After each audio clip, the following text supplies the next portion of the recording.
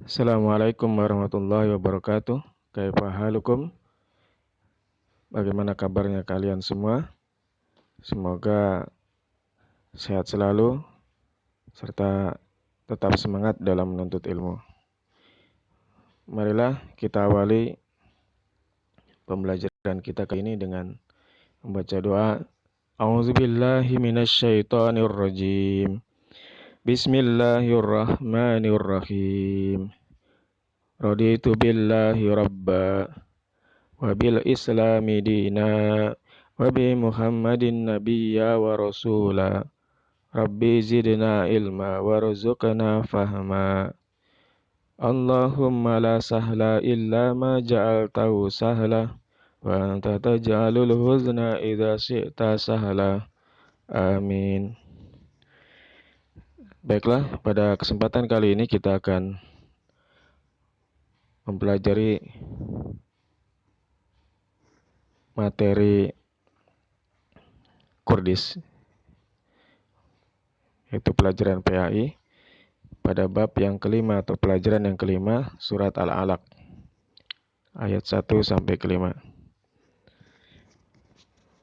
Namun sebelumnya, Bapak akan menyampaikan bahwa tujuan pembelajaran kali ini, tujuan pembelajaran kita adalah yang pertama adalah melafalkan surat Al-Alaq, yang kedua adalah menghafalkan surat Al-Alaq, dan yang ketiga adalah memahami surat Al-Alaq. Baiklah, sebelumnya sebelum masuk kepada melafalkan surat Al-Alaq, Bapak menganggap kalian sudah memahami surat Al-Alaq. Mungkin sudah pernah baca sebelumnya bahwa surat Al-Alaq ini adalah surat yang Allah turunkan pertama kali. Ya. Isinya adalah perintah untuk membaca. Dengan membaca kita akan mendapatkan banyak ilmu untuk kita jadikan landasan amal kita.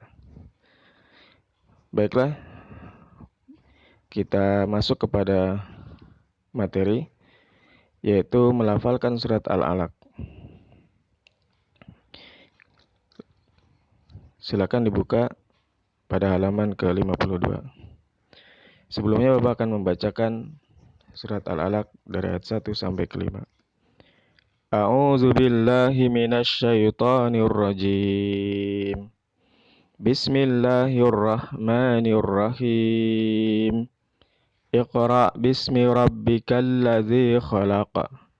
Khalaqal insana min 'alaq. Iqra wa rabbukal akram. Alladzi 'allama bil qalam. 'Allamal insana ma lam ya'lam. Oke. Tadi adalah bacaan surat Al-Alaq dari ayat 1 sampai ke-5.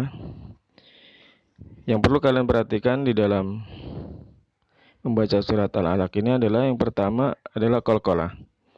Di situ terdapat qalqalah ya. Di ayat pertama ada qalqalah sugra, iqra, yaitu memantul. Apa itu qalqalah? Qalqalah artinya memantul. Iqra ya, memantul. Bukan iqra, tapi iqra, memantul ya.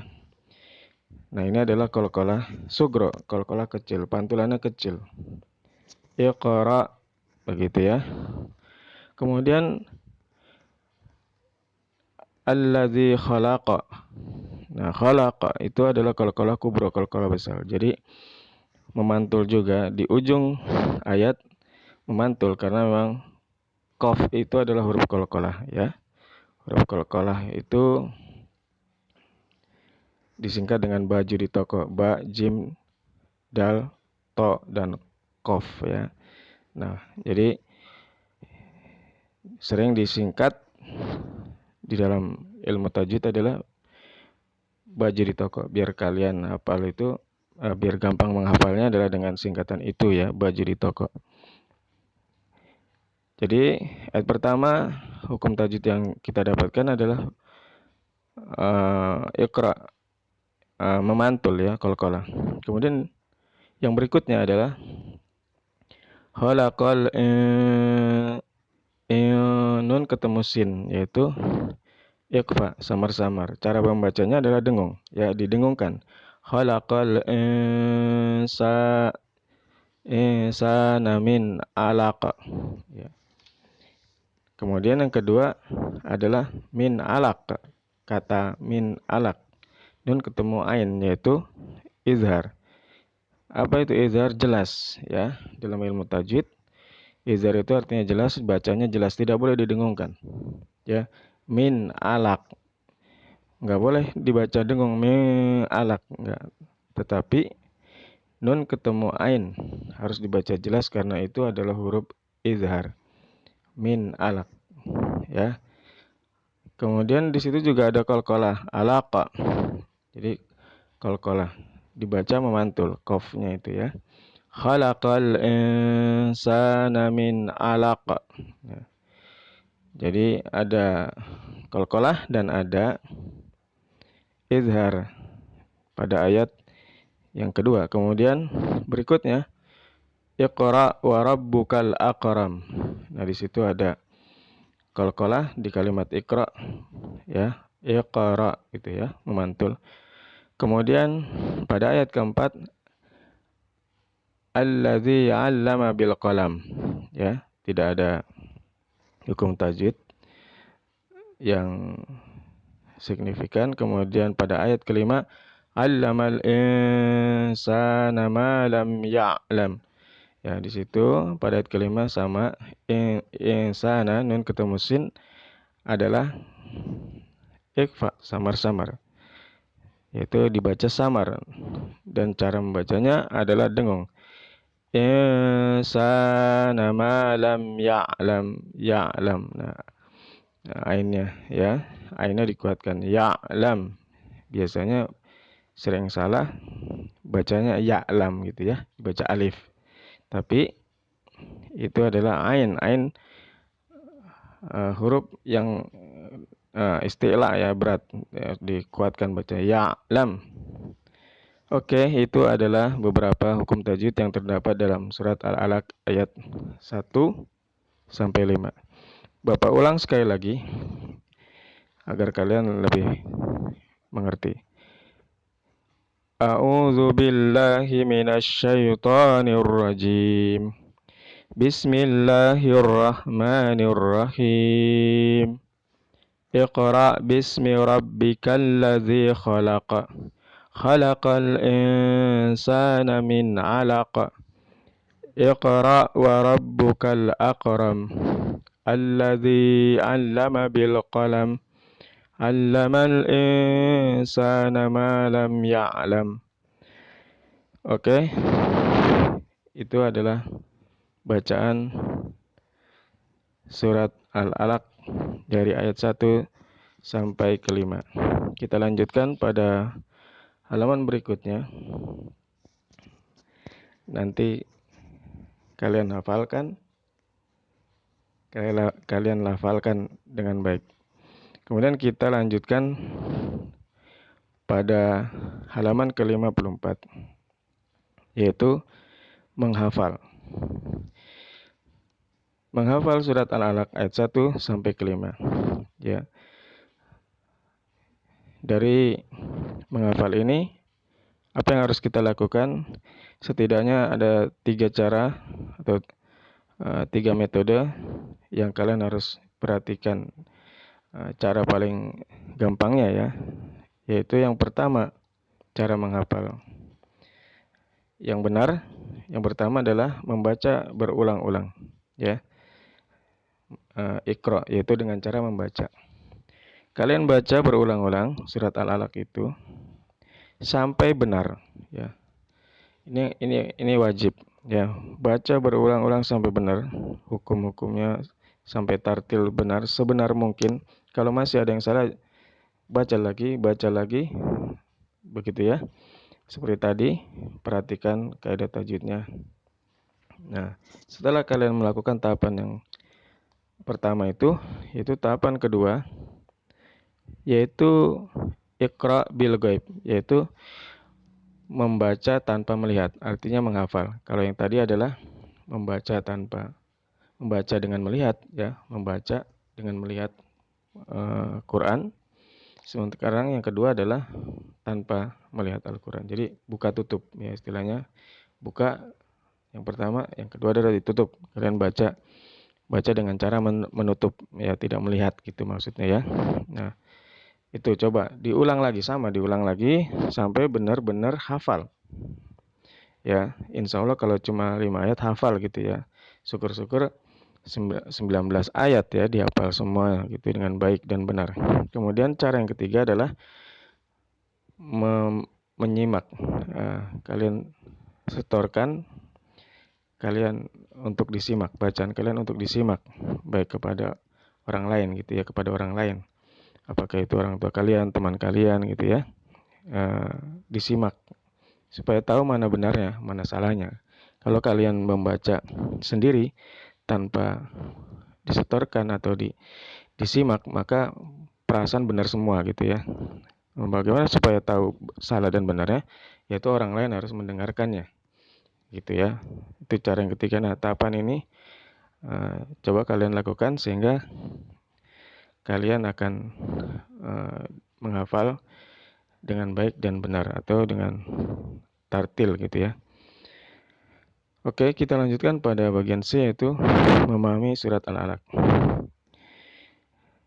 Yang kita harus pahami dari surat Al-Alaq ini adalah yang pertama adalah terjemahannya surat Al-Alaq. Kita lihat di halaman 56, ya. Kalian ada 3 hal yang harus kalian pahami. Pertama, pahami artinya. Itu penting, ya. Pahami artinya. Apa sih artinya itu? Dari ayat 1 sampai ke 5 gitu, ya. Nah, itu ada di buku di halaman 56, kalian lihat. Kemudian yang kedua yang kalian harus pahami yang kedua adalah terjemahan perkataannya, lafadznya. Ya, di situ udah ada. Ya, kalian tinggal buka. Iqra artinya bacalah, bismi artinya dengan nama, rabbika pemeliharaanmu, alladzi khalaq yang menciptakan, al-insan artinya manusia, min alakin dari segumpal darah, al-akram yang maha mulia. Kemudian berikut ada allama artinya mengajarkan, bil qalam dengan pena, malam apa yang belum ya'lam dia ketahuinya. Nah, itu harus dihafal, ya. Al-mufradat atau kosakata itu juga penting sehingga kalian akan lebih mudah memahaminya dengan kuat begitu, ya. Dan yang ketiga, pemahaman yang harus kalian kuasai adalah isi dari kandungan surat Al-Alaq itu. Baiklah, kita akan masuk kepada pemahaman berikutnya, yaitu kandungan surat Al-Alaq ayat 1 sampai 5. Yang pertama yang harus kita pahami, surat Al-Alaq ini adalah surat Makkiyah, surat yang turun di Mekah maksudnya. Nah, surat yang diturunkan di Mekah hanya 1 sampai 5 saja. Surat Al-Alaq ini jumlahnya 19 ayat, ya. Tetapi turun pertama kali cuma 5 ayat gitu, ya. Nah, Al-Alaq artinya segumpal darah. Surat ini turun di Mekah dan dinamakan surat Makkiyah. Nah, surat Al-Alaq ini urutannya di dalam Al-Quran yaitu surat ke-96, ya. Dan surat Al-Alaq ini juga menunjukkan bahwa pengangkatan Nabi Muhammad sebagai Nabi, ya, karena ini surat pertama atau wahyu pertama yang diberikan kepada Nabi Muhammad. Oke, sekarang masuk kepada asbabun nuzul. Apa itu asbabun nuzul? Asbabun nuzul adalah sebab-sebab turunnya surat. Ada sebabnya turunnya, ya, ada ceritanya gitu maksudnya. Nah, ini harus kalian kuasai. Baik, ceritanya adalah ketika Nabi Muhammad pada usia 40 tahun, beliau bertahanus. Bertahanus itu menyendiri, bukan bertapa, ya, tapi menyendiri di Gua Hira, ya, berbeda dengan bertapa.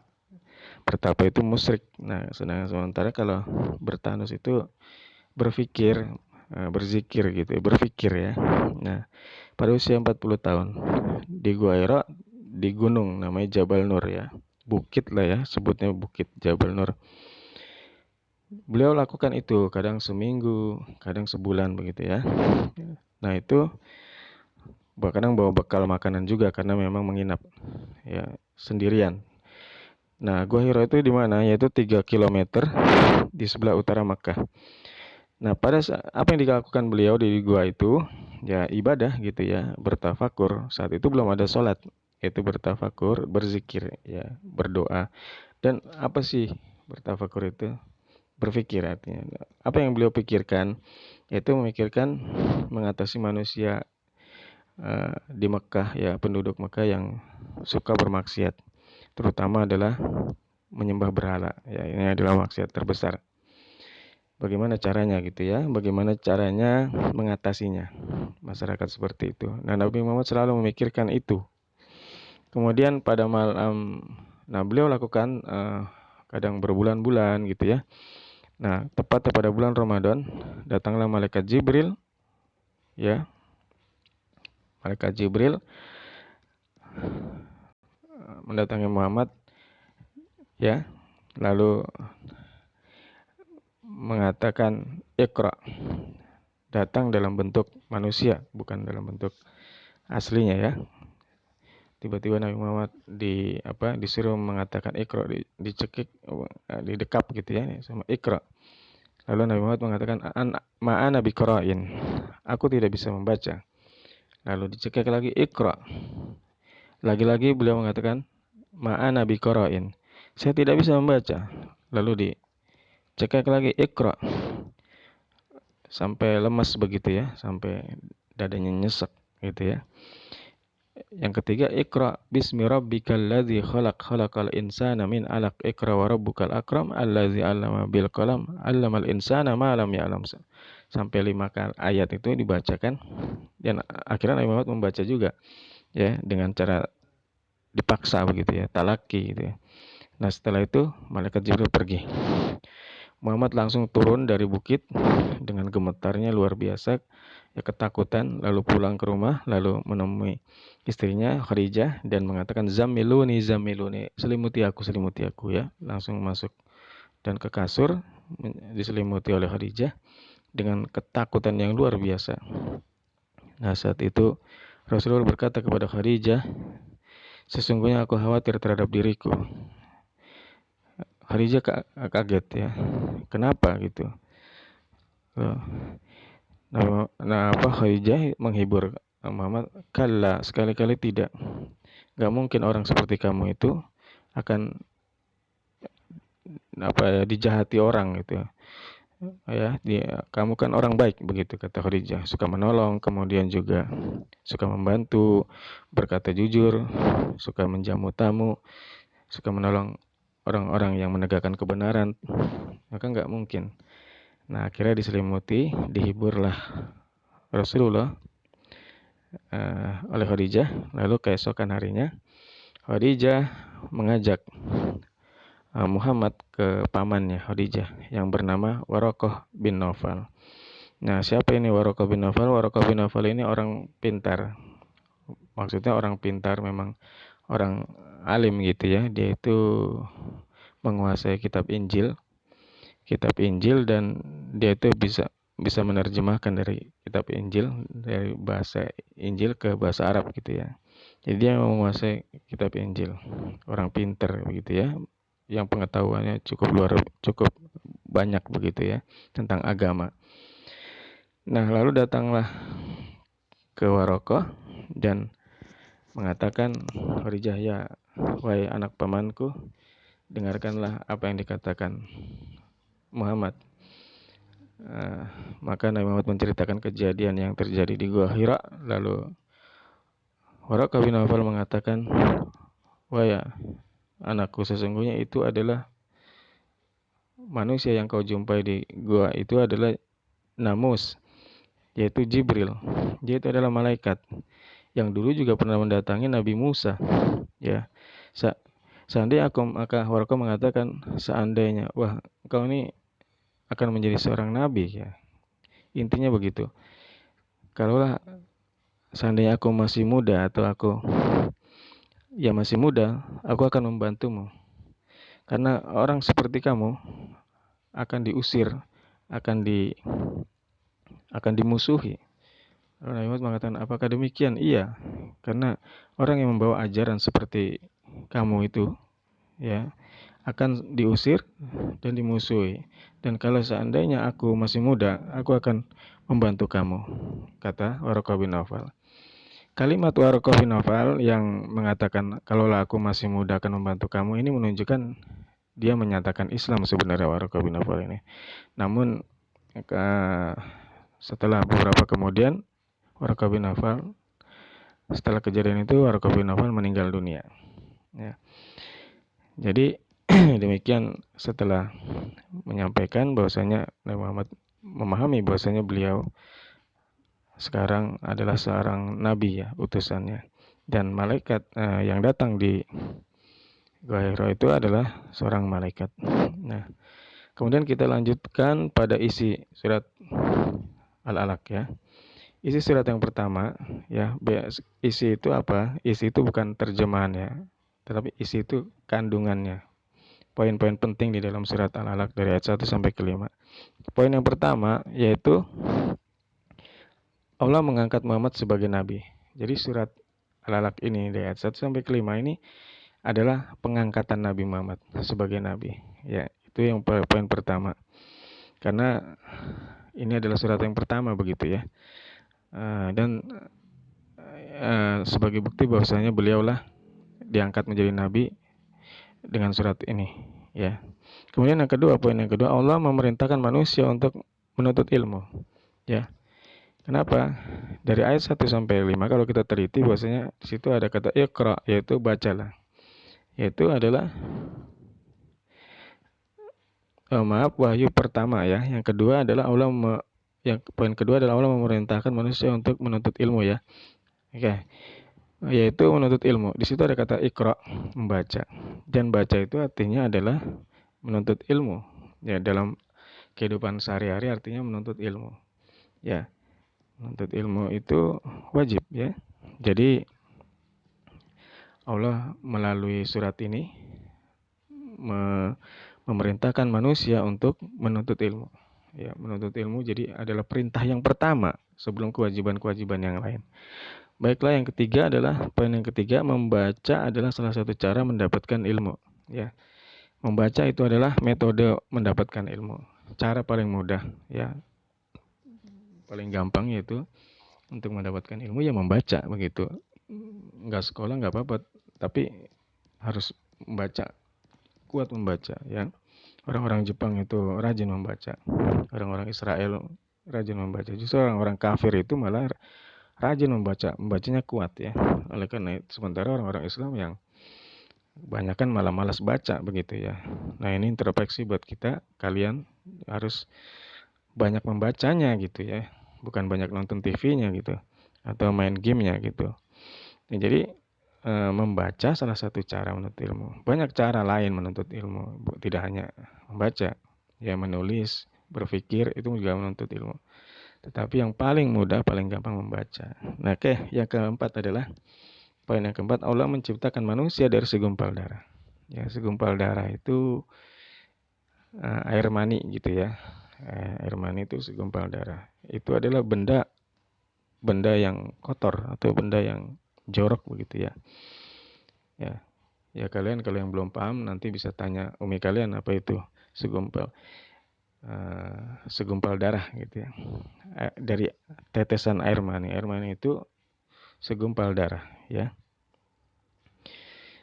Kalau diurut-urut dalam ilmu kesehatan nanti segumpal darah itu, ya, sesuatu yang rendah, ya. Karena itu manusia tidak boleh sombong, kesimpulannya begitu.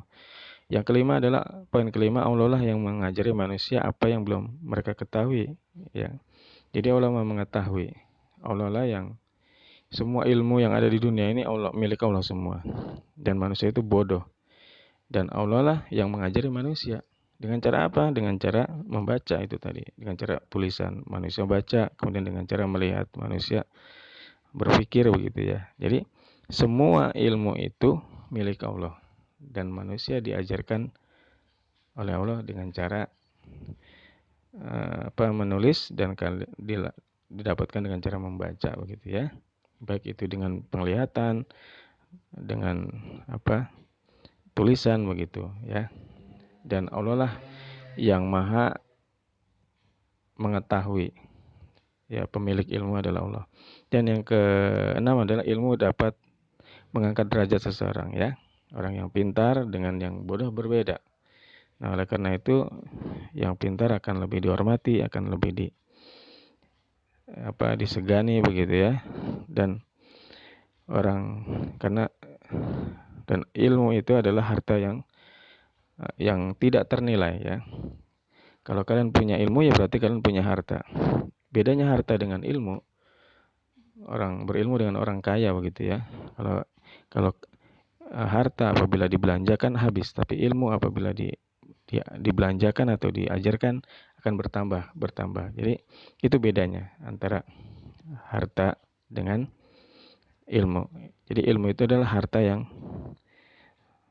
tak ternilai harganya, itu maksudnya begitu. Nah, jadi orang yang berilmu itu akan lebih diangkat derajatnya oleh Allah Subhanahu wa taala dan akan lebih dihormati, akan lebih dihargai ya oleh teman-teman dan lain sebagainya. Inilah poin dari isi surat Al-Alaq. Kemudian yang berikutnya adalah pengamalan ya, aplikasi. Dari ayat 1 Al-Alaq ayat 1 sampai ke 5 ada beberapa yang bisa diamalkan dalam kehidupan sehari-hari kita. Yang pertama adalah ikhlas menuntut ilmu din ya. Ilmu din, ilmu agama ya. Kita harus ikhlas memang. Ada ilmu-ilmu yang lain tuh ya, ilmu-ilmu umum gitu ya. Nah, sementara ilmu agama itu orang kadang menganggap remeh begitu ya. Tapi kita harus mengutamakan karena ilmu agama itu penting gitu ya. Bahkan yang menyelamatkan kita adalah ya ilmu agama gitu. Oleh karena itu ya kita harus ikhlas. Ikhlas artinya menerima dengan sebaik-baiknya begitu ya. Jangan sampai kalah dengan ilmu matematika, ilmu bahasa Indonesia, bahasa Inggris. Ilmu agama itu lebih penting banget begitu ya. Sampai dunia akhirat gitu. Itu harus kita ya dengan cara ikhlas. Kita menuntutnya dengan cara ikhlas. Ya. Yang kedua, bersikap rendah hati ketika bergaul. Nah, kenapa harus bersikap rendah hati ketika bergaul? Ya, karena kita manusia sama dengan yang lainnya begitu ya. Harus merendah hati. Ya, orang yang pintar itu semakin merunduk. Kalau ibarat padi itu ya semakin berisi semakin merunduk. Nah, itu menunjukkan kamu berilmu begitu ya. Bukan semakin sombong, sok tahu atau bukan ya, tetapi semakin merunduk. Itu maksudnya begitu. Bersikap rendah hati ya. Dan orang yang rendah hati disukai kawan-kawan ya. Dan yang ketiga menjadi sikap sombong ya. Kenapa menjadi sikap sombong? Apa hubungannya dengan Al-Alaq? Surat Al-Alaq? Karena manusia itu dari segumpal darah. Segumpal darah itu setetes air yang hina begitu ya. Nggak ada harganya, nggak dijual juga nggak laku begitu ya. Jadi karena kita dari situ nggak patut sombong, nggak layak sombong. Udah nggak perlu sombong lah gitu ya. Karena kita dari tanah gitu ya, dari segumpal darah gitu ya. Nah, nggak perlu sombong. Kayak iblis sombong diciptakan dari api begitu ya. Akibatnya apa? Dilaknat oleh Allah. Jadi nggak perlu sombong. Nggak ada yang sombong. Yang wajib sombong Allah Subhanahu wa taala. Kemudian yang keempat adalah rajin membaca bacaan yang bermanfaat. Nah, membaca karena Al-Alaq ini adalah pesannya membaca ya. Nah, rajin baca semua buku yang bermanfaat tapi ya. Kemudian yang kelima adalah memohon ilmu yang bermanfaat, doa ya. Karena ilmu itu ada yang bermanfaat dan ada yang tidak. Kadang ilmu itu nggak bermanfaat, apa artinya gitu ya. Al ilmu yang tafi'u, ilmu yang bermanfaat itu akan jariyah, ilmu itu akan sampai terus mengalir sampai ke kuburan nanti kita matinya. Jadi kita berdoa untuk mendapatkan ilmu yang bermanfaat gitu. Ya, kemudian yang keenam, mengikuti tuntunan Rasulullah dalam beribadah. Ya, Rasulullah dalam beribadah, karena Rasulullah adalah seorang nabi. Kita harus mengikuti nabi kita Muhammad supaya apa? Tidak tersesat dalam beribadah. Kita harus mencontoh. Nah, caranya ya mengikuti Nabi Muhammad gitu, agar ibadah kita dapat diterima. Oke, inilah beberapa pengamalan yang kalian bisa diamalkan dalam kehidupan sehari-hari berdasarkan surat Al-Alaq. Oke, nanti akan kita lanjutkan pada sesi kedua. Bapak akhiri, mudah-mudahan kalian memahaminya dengan sebaik-baiknya.